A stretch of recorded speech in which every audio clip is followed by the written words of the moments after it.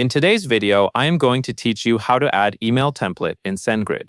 Today, we are going to set up a dynamic email template inside Sendgrid, so you can reuse it for different messages and easily update versions when you need to.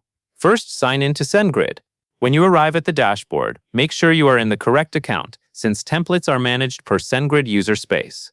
Take a moment to confirm that you can see the main navigation and any relevant sections, because the next part depends on where your menu items appear. Next, select Email API. This is the area where Sendgrid manages template features related to sending email. By choosing Email API, you make sure you are working in the right part of the platform for templates that will work with your email sending workflow. After that, select Dynamic Templates. This tells Sendgrid that you want to create a template that can use dynamic content. Dynamic templates are useful because you can define a reusable structure and then fill in the details as needed when sending an email. Now select Create a Dynamic Template. This action opens the setup screen where you will define the basics of your new template. For a smooth process, have a clear template name in mind before you type anything, because you will use this name later when referencing the template. Then enter your template name. Use a name that will help you recognize what the email is for, such as a purpose like onboarding or notifications. Keeping the name clear helps when you have multiple templates in your account.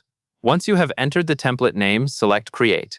After you click Create, Sendgrid will generate the template and open it for editing. This is the point where your template becomes a real object you can version and modify. Next, open your new template.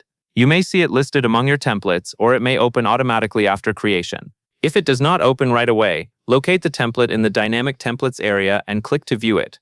This ensures you are editing the correct template, not another one from your account.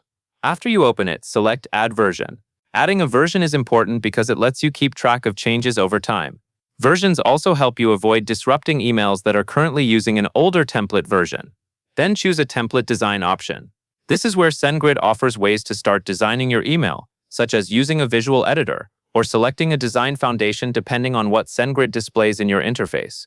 Choose the option that matches how you want to build your email layout. Now edit your email template. This is the main editing step, and you will customize the content and structure of your email here.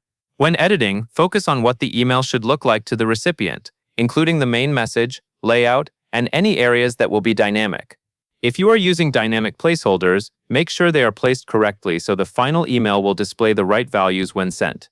As you finish editing, take a moment to review what you have created. Check spacing, wording, and the overall structure, because templates are easier to fix when you catch issues before saving. If Sendgrid provides a preview or a way to check the structure, use it during this step. Finally, select Save Template. This saves your template changes and confirms the version. Once saved, your template is ready to be used in your email sending logic with the appropriate template identifier and any dynamic data you plan to inject. And that covers everything you need to know. And that is all there is to it.